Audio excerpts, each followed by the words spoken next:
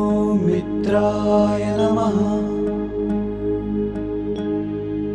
ॐ रवये नमः। ॐ सूर्याय नमः। ॐ भानवे नमः। ॐ खगाय नमः। ॐ पूष्णे नमः। ॐ हिरण्यगर्भाय नमः।